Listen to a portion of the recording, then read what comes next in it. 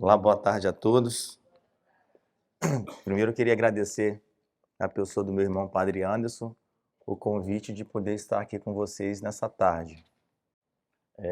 Para mim, eu estou saindo da minha zona de conforto.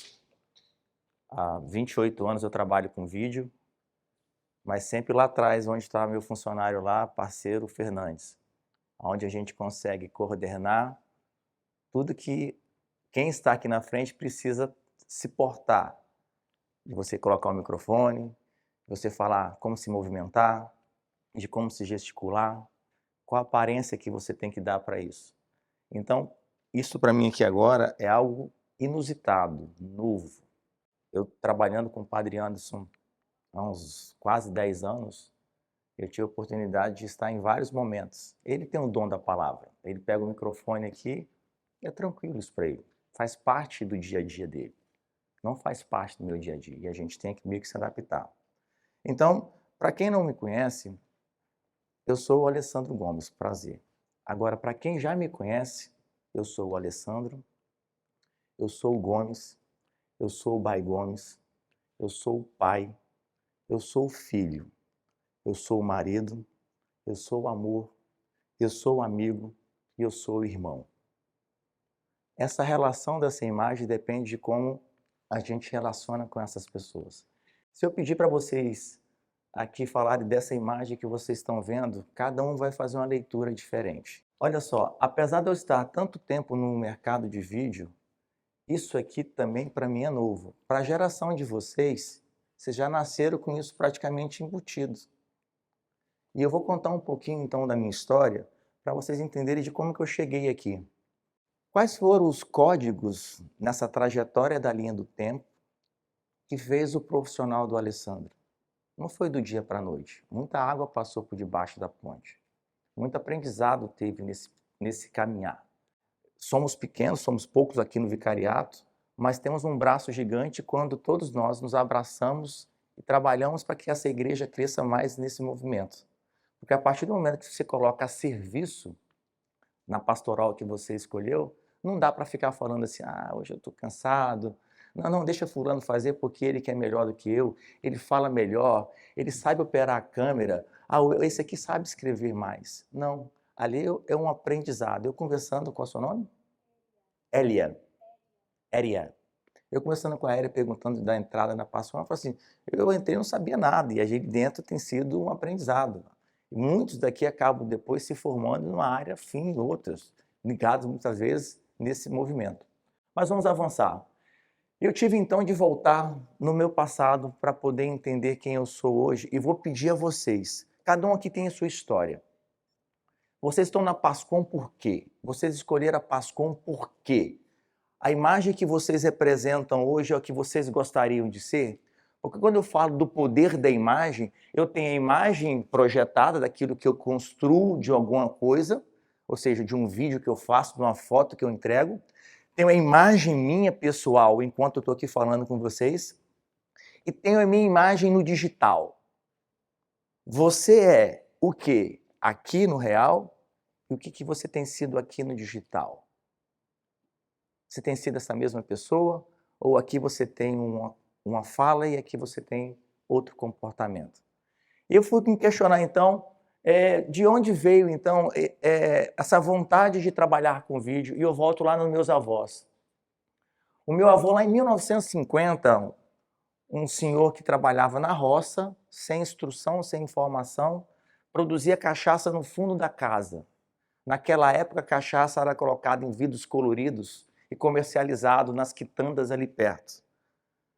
Trazendo com a linguagem hoje, ele teve uma sacada e colocou então na cachaça dele um rótulo e um nome. O primeiro nome foi Chiquita Bacana. A partir daquele momento, a pessoa que consumia esse tipo de produto não chegava mais pedindo uma branquinha ou pedindo, me dá 2 dedos de não sei o quê. Já chegava e pedia, por favor, você pode me servir uma Chiquita Bacana? Sem querer saber o que a gente fala de hoje, ele fez um lançamento de um produto, de uma marca e se posicionou no mercado. E isso acontece ainda hoje, no mundo digital, onde as pessoas estão o tempo todo se lançando com algum tipo de ideia, algum tipo de informação. e a gente trazendo isso para a igreja. Então, que lançamento a gente tem feito enquanto Pascom para que essa igreja seja, então, vista pela comunidade? Aí ele lança mais duas cachaças, uma em 52 e outra em 57. A segunda, o mercado já tinha incorporado a ideia dele e começou a utilizar. Comum no que a gente, quando a gente tem uma ideia, logo tem milhões de pessoas fazendo a mesma coisa. Só que ele começou a colocar agora no vidro transparente. A pessoa sabia o nome, tinha a marca e conseguia ver o líquido. E eu falei, caramba, uma pessoa que não tinha formação nenhuma, mal sabia escrever, e já se posicionava de uma forma tal como essa. E sabe o que tinha em comum nas três cachaças? Alguém sabe responder? Entre as três cachaças aqui, ó, a Bacana, a Balança Mas Não Cai e a Sputnik. O que tinha em comum entre elas? Oi? Era a mesma cachaça. Era o mesmo produto. E tinha gente que lá no boteco brigava. Não, a Chiquita Bacana é melhor do que a Sputnik. E ele vendia mais porque tem marcas diferentes. Aí eu venho para o meu avô materno. Já era, escutando meus pais, ele foi, quiçá, o melhor fotógrafo da região do Vale do Aço. Vale do Aço ali, Coronel Fabriciano, Ipatinga, Timóteo, naquela região toda ali. Porque naquela época também, alguém aqui fica bonito em foto 3x4? Se acha bonito em foto 3x4? Eu me acho horrível em foto 3x4, né? Só que ele até em foto 3x4 ele fazia que você ficasse bem. Porque mesmo sem a tecnologia, ele retocava o negativo com um lápis. Então, ele tirava as imperfeições da imagem que a gente tem hoje como filtros em vários aplicativos, ele fazia isso de forma manual e se destacou dentro do mercado. Aí eu comecei a fazer esse tipo de conexão de falar, poxa vida, isso tem muito a ver do que eu faço hoje, utilizando de outras ferramentas para poder continuar sobrevivendo no mercado. Porque ao longo desses 28 anos, eu passei por diversas fases da tecnologia que a gente vai ver aqui. E como que isso vai passando de geração para geração? Meu pai já virou entusiasta da fotografia. Meu avô, que era empreendedor, meu pai passa então a trabalhar com venda de spots para rádio, aqueles jingles, né? Era jingles que falavam, né? Que era um comercial sei lá, de alguma loja, e ele rodava o Brasil todo em cima disso. Então, ou seja, Padre Anderson já trabalhou com rádio. Eu já estou aqui agora no vicariato mexendo com rádio. Sabe, a gente começa a vasculhar os códigos que vão sendo inseridos na nossa vida, que nos traz o momento que a gente está. Então, tem os nossos professores, nós temos o que a gente gosta também de fazer, que a gente também começa a navegar, né? Então, aqui meu pai teve aqui, bar. Parece que um bar é uma coisa simples, está em qualquer esquina hoje. Só que nessa época, eu tinha 9, 10 anos, morava me mantendo numa cidade pequena do interior, com uma necessidade que muitos enfrentaram agora na pandemia, falta de trabalho, falta de alguma atividade, tiveram de se reinventar, olhar para dentro e falar o seguinte, o que é que eu posso fazer?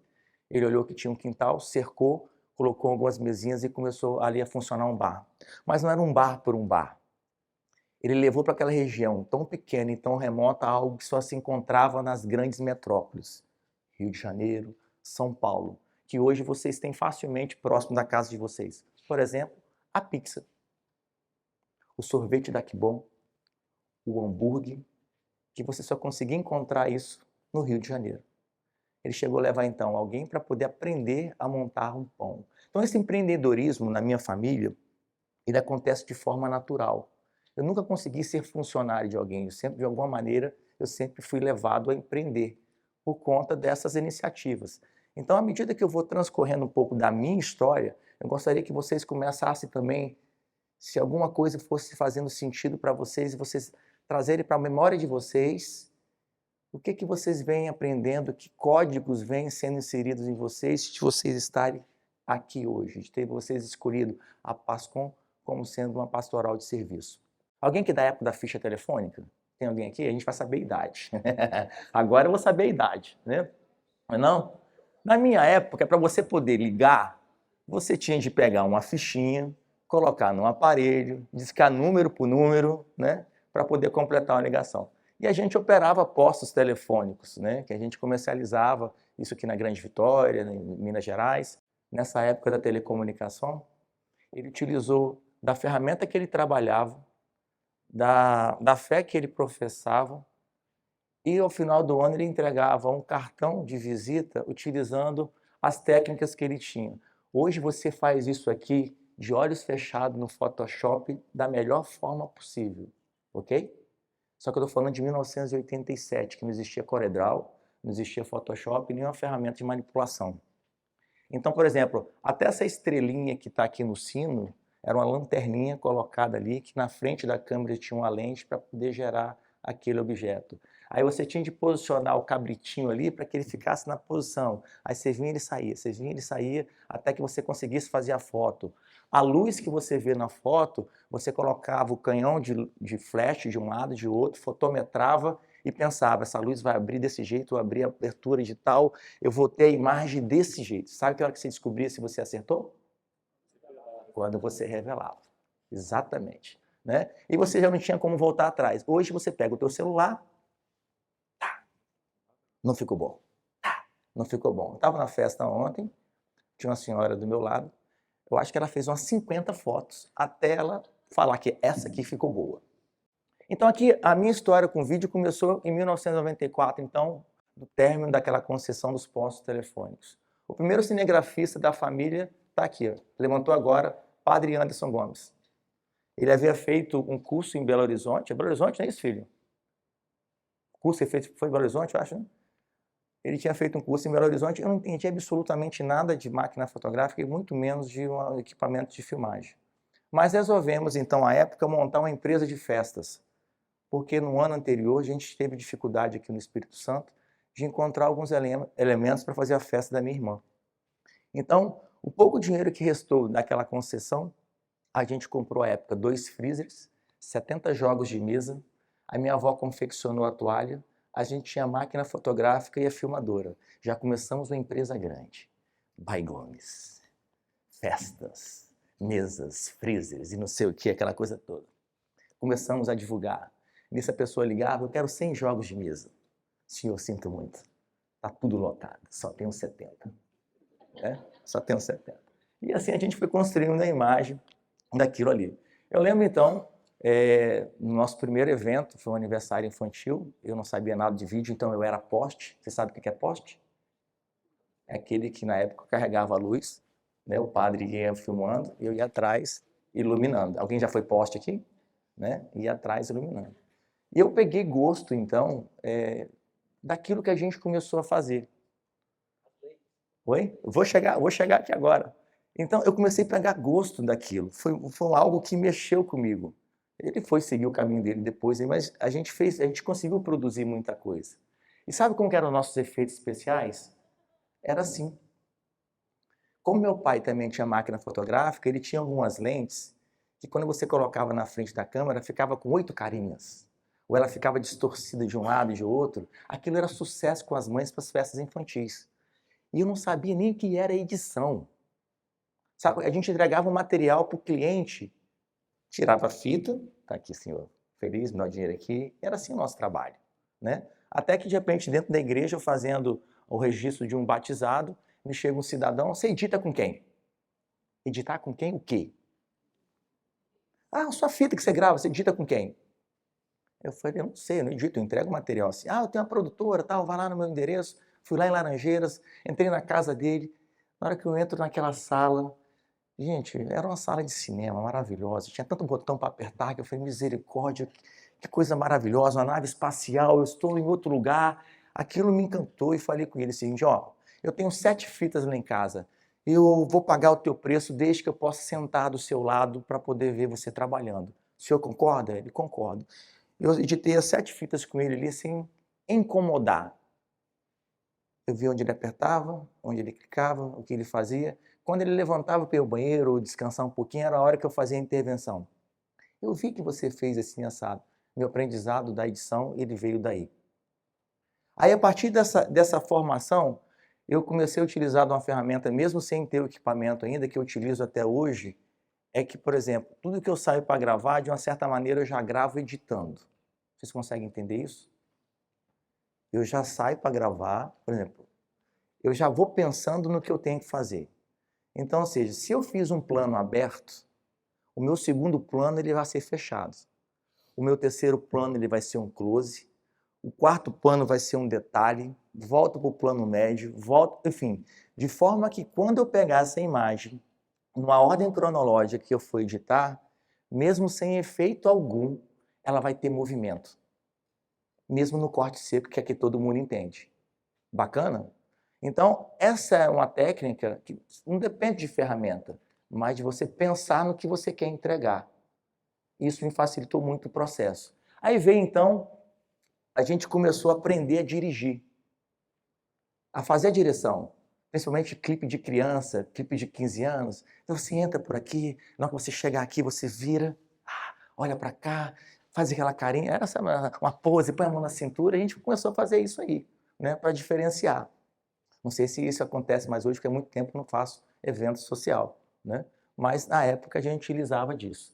Então, isso foi entrando muito fácil na minha vida, até que veio a minha primeira ilha. Para mim isso aqui, cara, quando esse equipamento chegou, eu falei assim, agora eu consigo produzir sozinho. Mas olha que louco, aqui você tem a filmadora, aqui você tem 2 CD players, mas aqui já era evolução, porque quando a gente ainda trabalhava com a fita, alguém conhece a função chamada AudioDub? Você conhece? Esse é do meu tempo. O AudioDub era uma função na câmera, para a gente colocar o áudio nela, antes de eu ter a ilha, a gente gravava para entregar ao cliente não só o aniversário sem uma música, a gente pegava a filmadora e botava a próxima caixa de som, aí tinha 2 botãozinhos para você apertar, que era o play e o AudioDub. Aí você apertava e soltava o toca-disco ainda à época. E torcia para o telefone não tocar, a campainha não vibrar, o cachorro não latir e barulho nenhum acontecer. Porque senão você tinha de voltar tudo de novo e fazer aquilo. Era desesperador.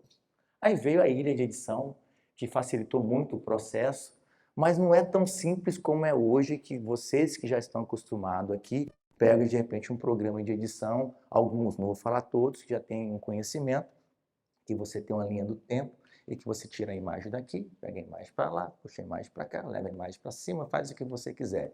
Aqui não. A imagem ela entrava, eu botava a minha imagem original no vídeo principal, ela passava pela mesa, para que eu aplicasse um efeito de transição entre uma cena e outra, eu tinha de congelar um quadro, esperar a próxima cena e dar play para que ela pudesse acontecer e aplicar o efeito. Então, por um bom tempo, olha como que o aprendizado a gente vai aprendendo com o que a gente vai fazendo. Por um bom tempo eu pegava a fita que eu gravava e fazia a decupagem dela. Para quem não sabe, é pegar então o tempo da fita e eu vou minutando. Da cena do minuto 00 até o minuto 1, ela termina. Do minuto 1 e 2 começa a próxima cena. Então eu ia marcando os pontos aonde que quando aquela imagem aparecesse no monitor no tempo tal, eu viesse, frisasse aquela cena para que eu pudesse aplicar o efeito. Cansou? Só de ouvir. Mas o processo era isso. Até que eu descobri que a câmera fazia esse congelamento do quadro. Só que eu já estava mais de 6 meses, 1 ano, sei lá, fazendo essa técnica de decupagem. Olha quanto tempo eu perdi. Porque o que eu comecei a fazer? Eu vinha gravar uma panorâmica de vocês aqui, eu vinha com a cena. 1, 2, 3, 4, na hora que chegava no final, eu congelava. Só que eu não podia tremer, porque senão eu ia ter uma cena tremida ali, eu não conseguia aproveitar e ia ter que voltar para decupar. Então você tinha de tomar muita atenção naquilo que você estava fazendo. Mas facilitava, porque na hora que eu vinha para vídeo, a cena congelou, eu congelava, aparecia outra, soltava. Beleza, editei o vídeo. Acabou? Não. Agora falta botar a inserção das legendas. Aí eu pego a fita de baixo, volto com ela para cima, troco a fita e ela vai passar pelo gerador de caracteres agora. E sabe qual que era a sacada que eu tive na época também, que não tinha ainda no mercado, que as pessoas faziam, principalmente na festa infantil?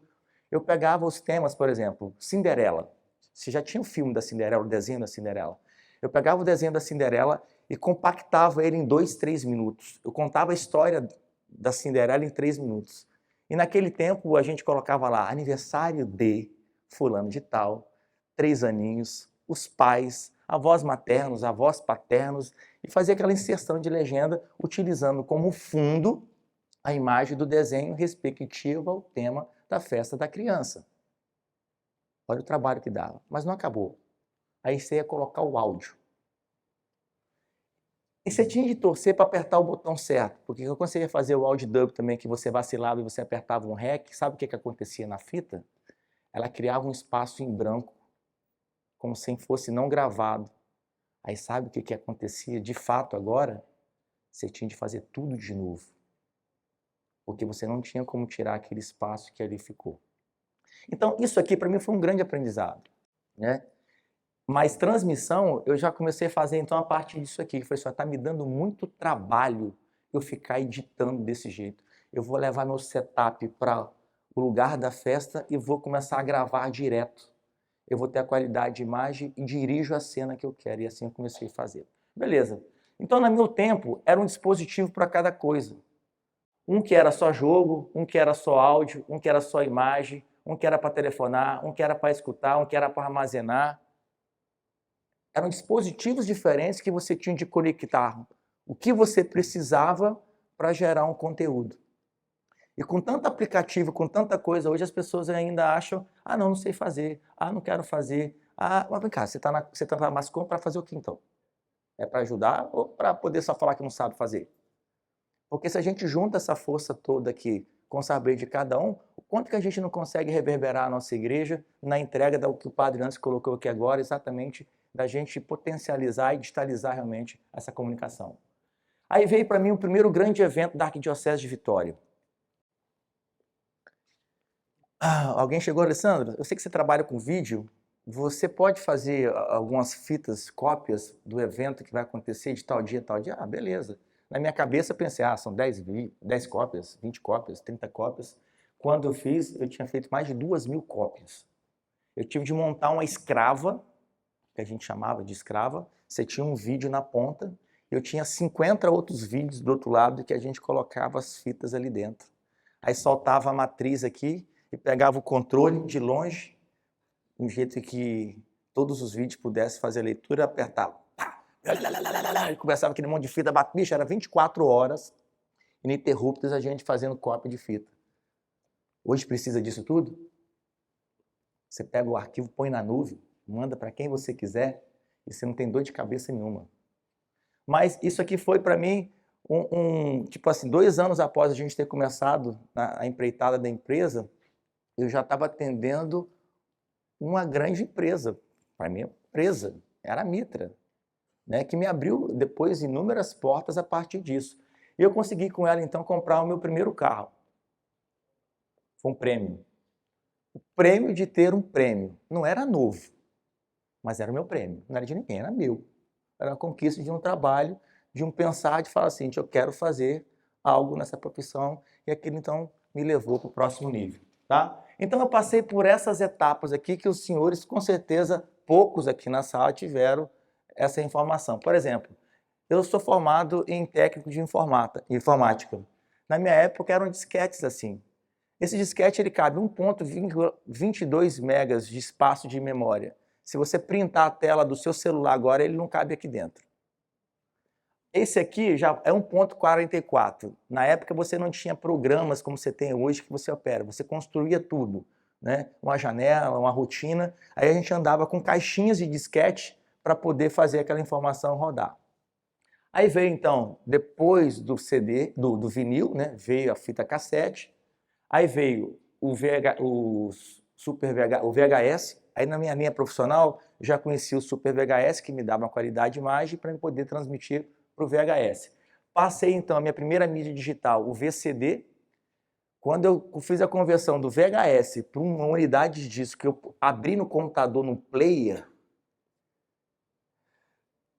imagina a pessoa que ganha um brinquedo, uma criança, aquela alegria. Foi a satisfação que eu tive. Dali eu passei então para o DVD e ainda cheguei a trabalhar com o Blu-ray, que durou pouco tempo essa tecnologia, tá? Hoje a gente tem aqui a unidade que você tem sólida, né, dos pendrives, e chegamos na nuvem.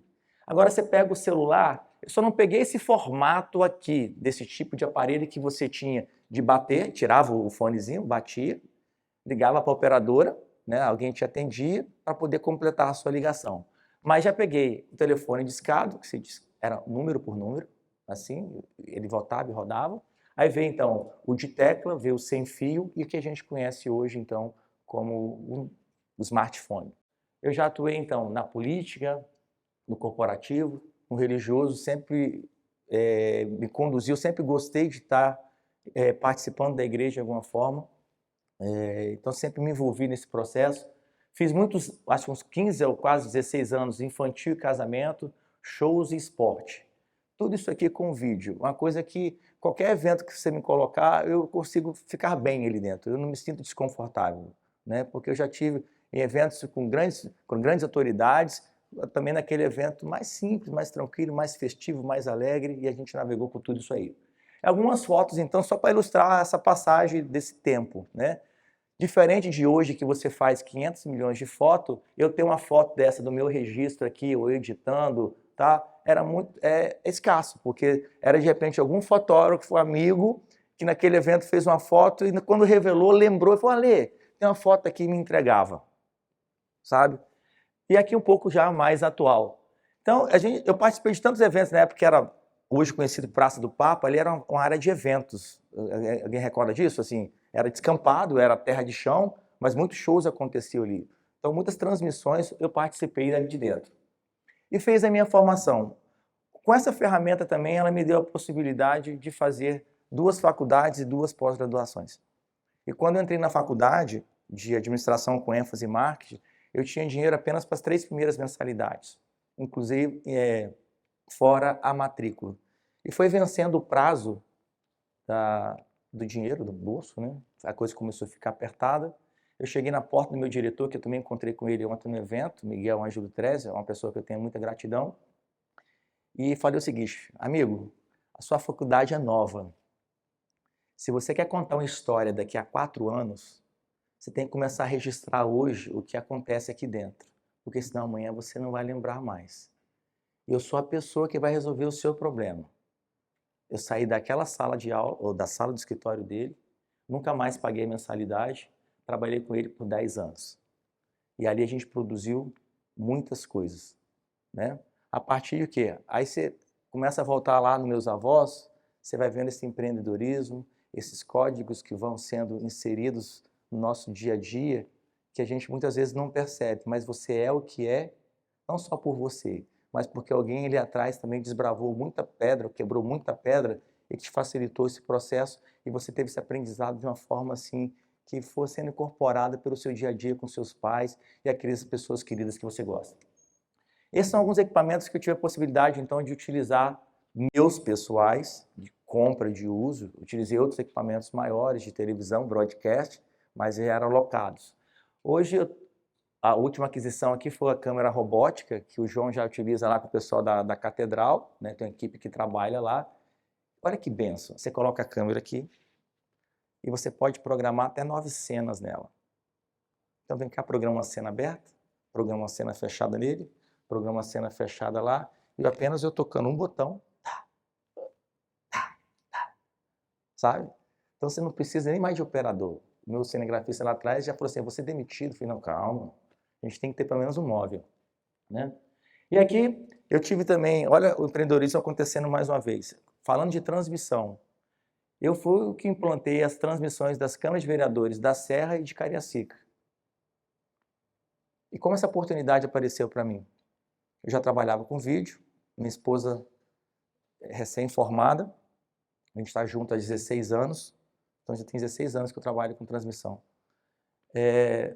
Um amigo dela falou o seguinte: seu marido trabalha com filmagem, né? Eu falei: vou fazer um contato, mandar um contato para ele.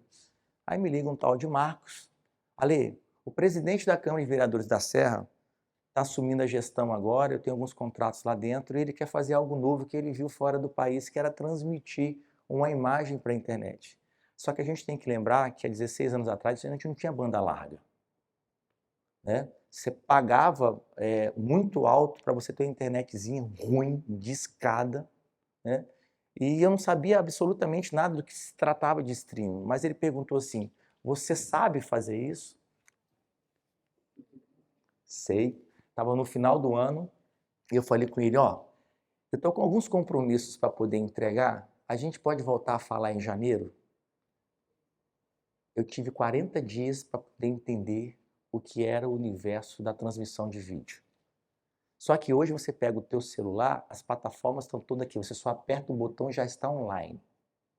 Eu pagava pelo tráfego, eu pagava pela nuvem, eu pagava pela ferramenta, eu pagava pelo player, eu pagava pelo técnico de informática que eu precisava ter para poder se dar algum pau e resolver aquela situação. Era muita coisa envolvida.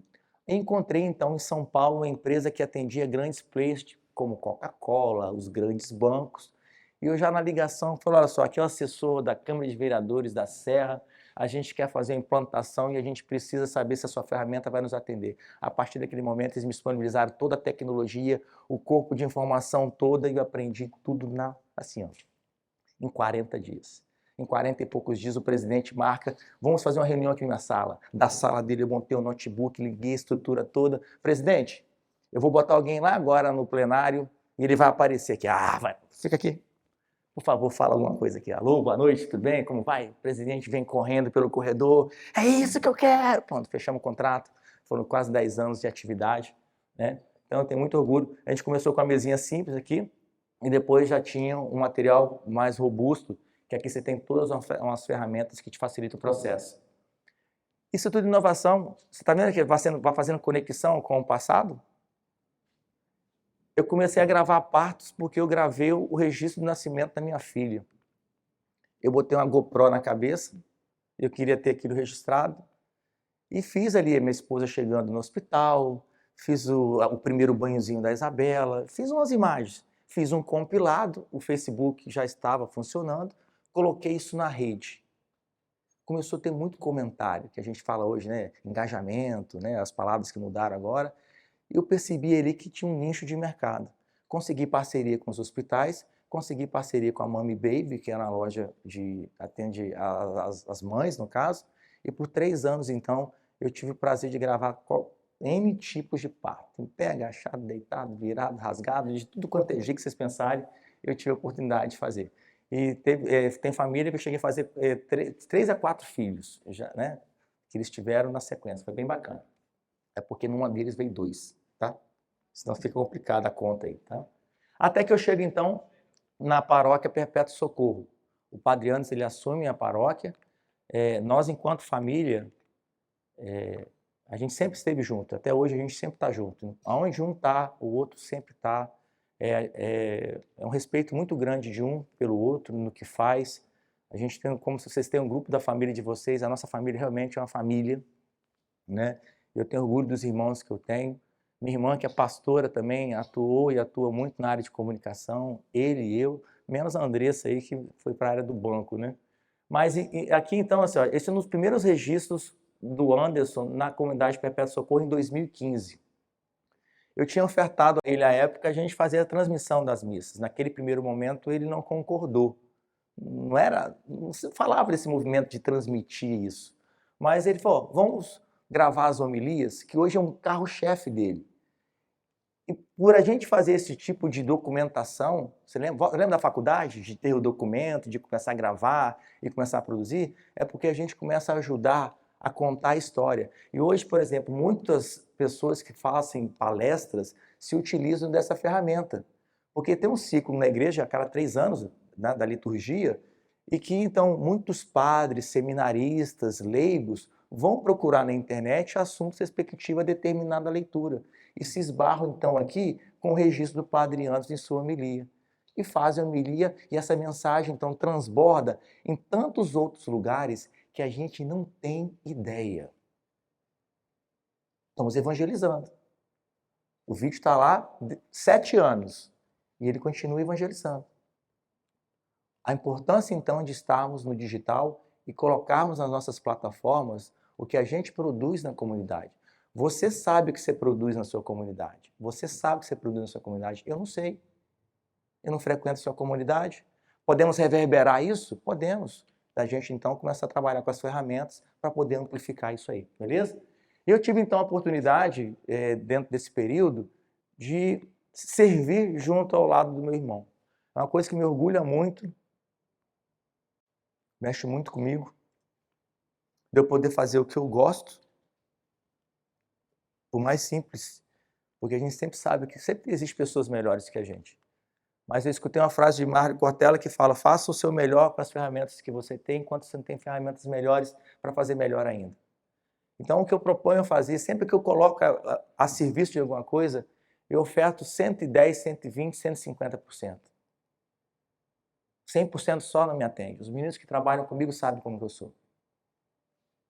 Eu sou pontual, eu sou chato, eu sou enjoado. Você trabalhar comigo, bicho, você tem que entrar num ritmo, senão você está fora.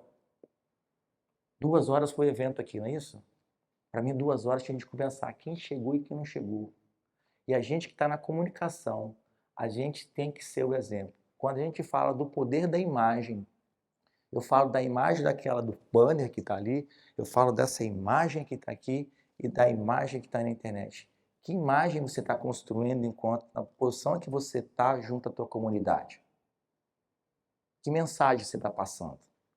Tá? Então, a gente teve a oportunidade de fazer isso aqui. Ó. Ele é uma cabeça pensante de tal maneira que eu acho que ele não dorme. Ele faz uma coisa, no outro dia quer fazer outra, no outro dia quer fazer outra, e é assim que funciona ele, né? E ele achou outro louco na família que ele liga e fala assim, vamos fazer? Vamos. A gente vai fazer? Vamos, né? Então, tivemos aqui, isso foi um dos projetos do Papo de Padre, que ele só ligou e falou assim, ó, eu quero fazer um programa Papo de Padre, o programa vai ser assim assado, eu vou juntar alguns padres, então tá, que dia que é? No Secates, tal dia. São quantas pessoas? São umas 4, 5, botei um setup aqui, 5 câmeras e gravamos sozinho. Aqui, já no final da primeira temporada, aqui no Secates, olha lá, eu trabalhando aqui com a ilha, com grua, com câmera ali, e sabe como que era a nossa equipe? O Fernandes aqui não trabalhou quase um ano com a gente, né, Fernandes, no Papo de Padre? Mas a nossa equipe era grande. Era eu e o padre. Eu e o padre. Então, quando ele resolveu, eu falei assim, ó, tá muito difícil a agenda dos padres. Ele resolveu meio que querer parar. Aí eu falei com ele, ó, mas papo de padre é o papo do padre com qualquer pessoa. Ele comprou essa ideia, então a gente partiu para a segunda temporada. E olha como que a gente trabalhava, ó. Eu pendurado aqui, ó, um colete, gravador, microfone sem fio agarrado. E eu utilizei muito tempo uma GoPro. Porque a gente saía para gravar no externa, tinha 3 pessoas. Como que eu botava sozinho 3 câmeras para poder coordenar no meio da rua? Não dá. Então eu segurava a GoPro, segurava o microfone, monitorava o áudio, entendeu? Fazia uma certa direção, pensando na edição do que eu ia fazer, prestando atenção no áudio do que eu estava captando para saber o momento que eu podia cortar ou movimentar a minha cena. Porque se você está antenado, eu sempre falo com os meninos, o segredo do vídeo para mim não está na imagem, está no áudio. Se você estiver prestando atenção no que você está gravando, no que a pessoa está falando, você consegue buscar a imagem que você precisa. Senão você vai deixar passar aquilo que é importante porque você não estava atento. Uma briga que eu tenho muito. O cara está falando, e a luz lá no alto azul, e você está filmando a poltrona vermelha. Resolveu de nada. Então aqui no Papo de Padre, mesmo sozinho aqui, parecendo um homem-bomba, né? Eu ia monitorando o áudio e sabia o que eu podia fazer. Então eu colocava uma resolução mais alta na gravação, um 4K, que ela já me permitia, que eu pudesse então cropar essa imagem e fazer o corte que eu necessitava. E hoje vocês já estão aqui. Ó. Eu tive de passar por um processo de mais de 20 e poucos anos para chegar numa coisa que vocês fazem com os pés nas costas, uma grande maioria, mas que não utiliza a ferramenta. Quantos aqui sabe tirar 100% de aproveitamento do telefone que está no bolso de vocês? Levanta a mão. Oi? Eu acho que a grande maioria só sabe passar dedinho para cima, né? Fazer uma ligação em WhatsApp. Para baixo também. Então são 2 movimentos. 2 movimentos. E aqui, ó. Ou seja, no meu tempo era um dispositivo para cada coisa, não é isso? Agora são várias coisas em apenas um dispositivo. Você tem tudo na palma da sua mão. Para você ter uma ideia, no meu tempo você mandar um material para a TV, um veículo de comunicação de massa que ainda tinha, não tinha internet, existia todo um padrão que você tinha de seguir, do formato que era gravado, do formato do áudio, da claquete que tinha de vir, não sei o que. Hoje eles rodam qualquer coisa, que você pegar no celular, mandar para lá, vai aplicar. Olha como houve a mudança no passar do tempo sobre isso aqui, tá? Eu falei um pouco da minha história para chegar até aqui, do que a gente está trabalhando com a ferramenta, mas eu preciso falar o seguinte, independente do jeito que você é, se você é mais agitado, mais calmo, mais aquilo, o ambiente que você está inserido, você tem que meio que ajustar a ele. Então hoje a gente está dentro de uma comunidade, dentro da igreja. Ali existe uma certa linguagem que a gente tem que cumprir, um certo rito. Então não adianta eu chegar lá, eu sou um cara bem, falo alto, aquela coisa toda. Ei, boa noite! Não vai pegar bem. Não vai pegar bem. Que imagem eu vou passar dessa minha personalidade para aquelas pessoas que estão ali? Então é muito importante a gente se autoconhecer, tá? E aqui, trazendo essa autoimagem, porque a gente faz hoje na comunidade, na Pascom, quem aqui, de repente, já foi delegado a cumprir alguma atividade, de repente, não. Manda para ela ali que ela faz melhor. Se esquivou. Alguém aqui já se esquivou de alguma coisa? Oi? A partir do momento que você começa a se esquivar de algo que você não queira aprender, você, além de não obter aquela informação, você se bloqueia por uma série de outras coisas. Você começa a colocar para você que você não é capaz. E aqui a gente está num momento, ou num movimento, de que é para somar força. O pouco que eu sei somado com o pouco que você sabe, com o pouco que o outro sabe, também trabalha com TV aqui, né? Há muito tempo já, né? No mercado. A gente consegue entregar algo maravilhoso, porque é um brainstorm de ideias.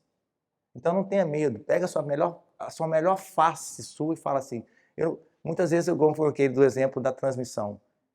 Eu faço, mas eu não sabia fazer. Vou perguntar quem sabe, eu vou aprender. E você evolui, tá? Então não tenha medo de ser, quem é você aqui, mas procure achar o seu centro, o seu melhor. E dentro dessa questão da melhor imagem, a gente precisa, falando eu, Alessandro, aqui, se eu chegar, por exemplo, quem é coordenador aqui de Pascom lá na comunidade? Você que falou que era, né? Imagina ser coordenador da Pascom, eu trabalho na sua equipe, e eu chego na igreja, é o dia do meu plantão, é plantão que fala? Na escala, é a minha escala, recebe? Então tá bom, então na escala, eu chego então na igreja Perpétuo Socorro lá, qual é o seu nome? Sua comunidade qual é? Santa Maria Gorete. Chega na paróquia Santa Maria Gorete, de chinelo, bermuda, camiseta regata, um óculos em cima do rosto, vou lá para frente do altar, tirar foto, faço um movimento assim, eu vou causar uma certa estranheza. O coordenador primeiro que vai dar um salto desse tamanho, vai vir na jugular, saindo correndo lá da sacristia, vai me dar uma rasteira e jogar para fora da igreja. Vai ser algo mais ou menos nesse sentido. Então, ou seja, a nossa imagem ela tem que estar condizente com o ambiente que a gente está inserido. Parece besteira que eu estou falando aqui, mas tem muita gente que não sabe. Ou tem muita gente que não aplica. Eu estou vendo aqui, por exemplo, que existem algumas equipes que já têm os próprios uniformes. Mesmo não sendo uma determinação, vamos dizer assim, da mitra, mas que identifica ela enquanto a pastoral que ela serve. Que facilita também, por exemplo, a economia da roupa. Ela não precisa toda semana ficar pensando em qual roupa ela vai para a escala. Né? Porque existem muitas profissões que existe chamado aqui o dress code. Por exemplo, a gente consegue identificar um padre facilmente? A gente consegue identificar um médico, um bombeiro, sabe, um advogado? Por quê? Pela vestimenta que ele tem. Agora, a gente na comunidade que não tem algo específico ou que não está uniformizado, o que vai definir a gente vai ser o nosso comportamento, a nossa postura do servir naquela pastoral que a gente escolheu. Bacana? Então, a gente precisa alinhar os nossos valores aos valores da instituição. No seu trabalho você pode fazer qualquer coisa? Você pode ir de qualquer jeito? Não pode. Por mais que você seja uma pessoa despojada, uma pessoa mais antenada na moda, que anda com aquelas calças que eu não consigo entender, que elas são todas, já vem com defeito de fábrica, né? Que elas já vêm toda rasgada, penduradas assim pela ponta, nada contra quem usa, mas não combina comigo. Né? Eu não conseguiria ir para uma igreja daquele jeito. Tem gente que vai, tem gente que vai de bermuda. Eu me sinto um peixe fora d'água, porque na minha formação a gente ia com a roupinha bonitinha, calça, né, tudo direitinho. Roupa de ver Deus, né? Era a melhor roupa que a gente tinha de colocar. Então, existe hoje no mercado essa questão de falar da beleza padrão. E para mim a beleza padrão é a sua melhor versão. Eu brinco na minha família, por exemplo, que, assim, eu me considero uma pessoa de autoestima mesmo. A minha mãe chega e fala assim, filho, você tá tão lindo, eu sou maravilhoso, mano. Sou gato demais, eu sou o que sou, eu tenho isso comigo há muito tempo, meu irmão sabe disso. Mas sempre também brinco o seguinte, mas agora se imagina se eu tivesse olho azul e cabelo. Eu seria o suprassumo da beleza, né? Aí, eu montando essa apresentação, eu fiquei imaginando, eu de olhos azuis e cabelo.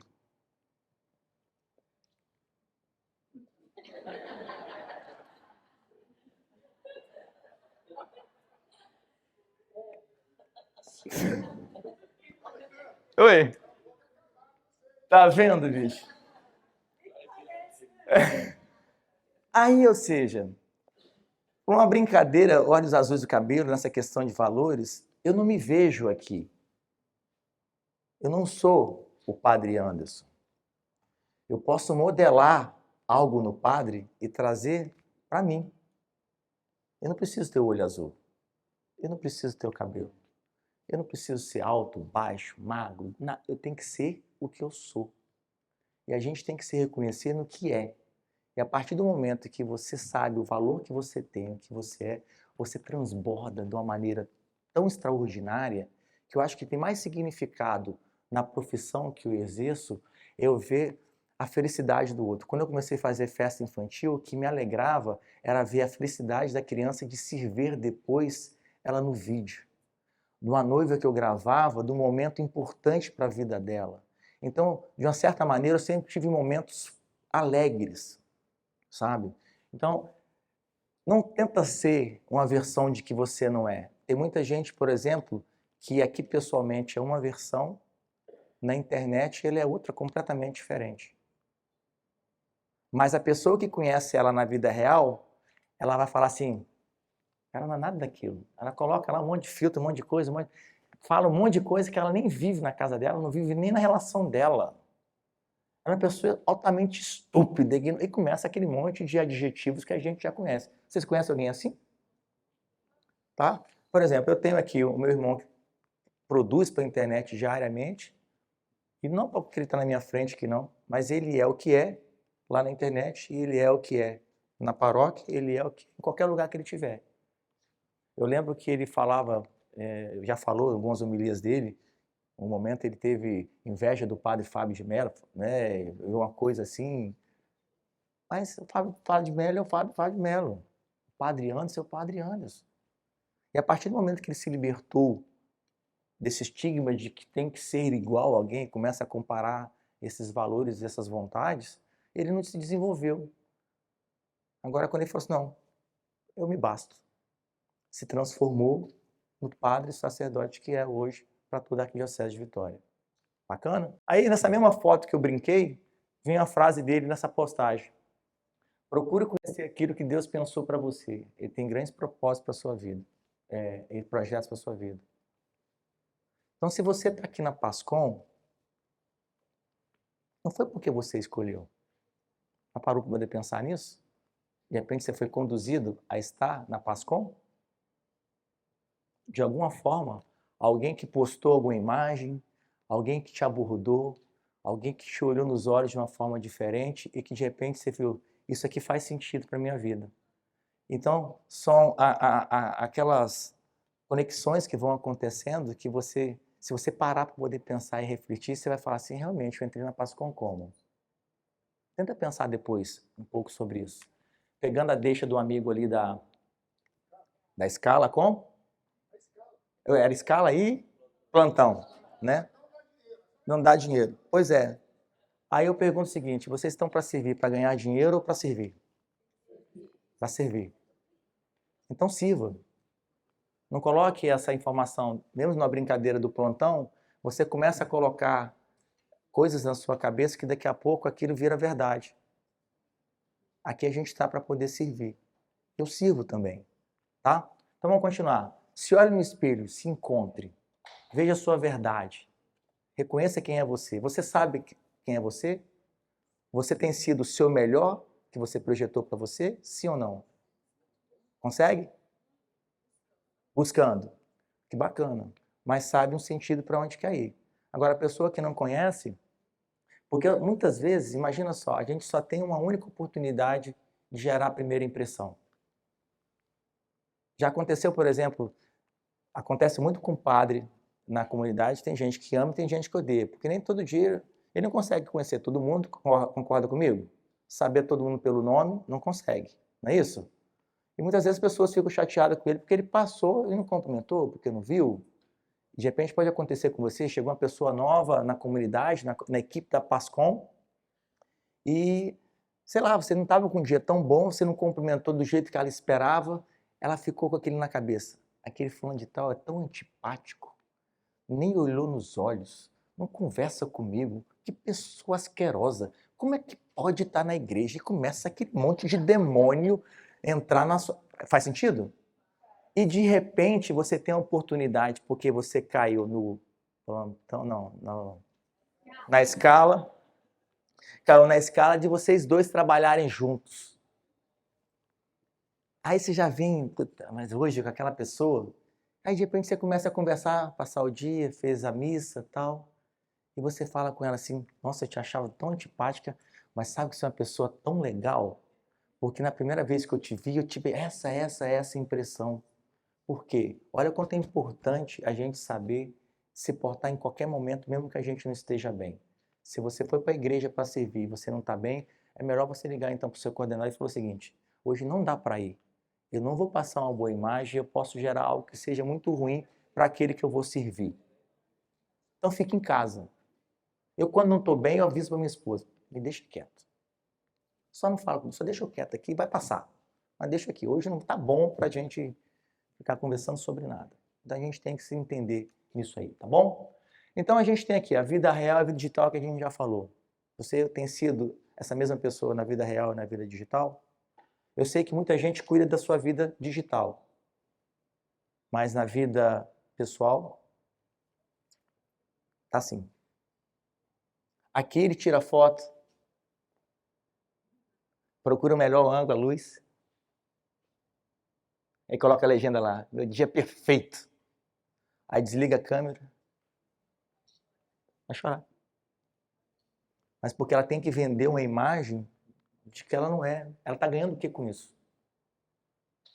Nada. Tá? Então, você está cuidando da sua melhor imagem? A pergunta que eu deixo para vocês, cuide. E dentro da nossa função, falando dessa melhor imagem, o olhar também comunica. Minha mãe, quando a gente saía para casa de visitar parentes ou visitar algum amigo, alguma coisa, ela não precisava falar nada com a gente. Ela só leva... De onde ela estava? Ela estava conversando com você. Oi, tudo bem? Como vai a senhora? Aí viu o Alessandro passar lá atrás. Ela só fazia assim. Aham. Acabou. Bastou. Então, a gente no olhar consegue saber se a pessoa está alegre, se ela está triste, como que ela está. E a gente servindo, a gente precisa estar atento qual olhar que a gente está passando para o outro que a gente vai acolher. Tá? Outra coisa também aqui é o chamado tom vocal.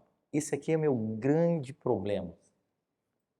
Uma coisa que eu brigo comigo muito, de manter esse tom de voz aqui, porque eu não sou serena assim, eu falo alto, eu grito. Lá em casa são 4, parece que tem 50, para você ter ideia. E muitas vezes a gente assusta a outra pessoa na maneira que a gente respondeu. Pergunta alguma coisa para mim, qualquer coisa. Qualquer coisa, pode perguntar. Oi? Oi? Ah, não sei, não, sabe? Do jeito que você respondeu, comi lá um arroz com feijão. Você vai ficar indignado, vai ficar chateado, vai sair dali. Mas se eu escuto o tom que ela me perguntou, pergunto de novo.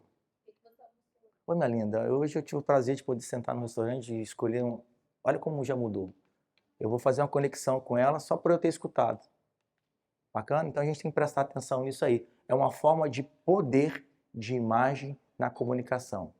Primeiro você comunica com o teu corpo, depois com as ferramentas que você tem de habilidade para construir a imagem que você quer colocar para outra pessoa fazer a leitura daquilo, tá? E tem o gestual que eu estou falando aqui com vocês agora. ele vai corroborar ou vai validar aquilo que eu estou falando, ele vai endossar. Você vai conseguir perceber a conexão que daquilo que eu estou falando é verdade ou não. Já conseguiu perceber que de repente a pessoa fala uma coisa e o gesto fala outra coisa completamente diferente? E você passa aquele sentido, a pessoa está mentindo. A gente consegue, tem gente que faz essa leitura, tá? E temos a escrita. E olha que aqui na escrita eu não tenho o verbal, eu não tenho o olhar, mas a palavra mata. O tom que eu colocar no meu texto vai mudar o outro lado. Na igreja, sabe, a gente vai falar o que aconteceu lá, que o padre falou, se eu mudar um tom, uma vírgula, uma pontuação, vai inverter completamente o sentido daquilo que de fato foi proclamado. Vocês concordam comigo? Então, cada um nessa função de informar, eu sempre gosto, mesmo eu sabendo fazer o que faço, na equipe aqui eu pergunto, tem algum ajuste? Ficou bom? Pode melhorar? Tem alguma sugestão? Eu não vou lá e publico de vez, mesmo que eu ache que esteja bom o material. Eu quero uma avaliação. Ah, você não confia no que você faz? Não confio, mas somos uma equipe. E se a gente ter validade do outro, vai poder te endossar naquilo que você fez. Ou então falar o seguinte, pode fazer esse pequeno ajuste que eu acho que vai dar um up. Então, essa sinergia a gente precisa ter. Todo e qualquer recurso irá fazer diferença na composição da melhor imagem na comunicação. Então, o poder de uma imagem na comunicação nada mais é de você saber utilizar as ferramentas que você tem para poder comunicar de fato aquela mensagem que tem que chegar do outro lado. Senão vira... Tinha aqueles brinquedinhos na minha época, você colocava um monte de criança do lado e você chegava no ouvido dela e falava o seguinte, ou qualquer mensagem, né? Telefone sem fio, né? Não, que chegava na última criança aqui, misericórdia.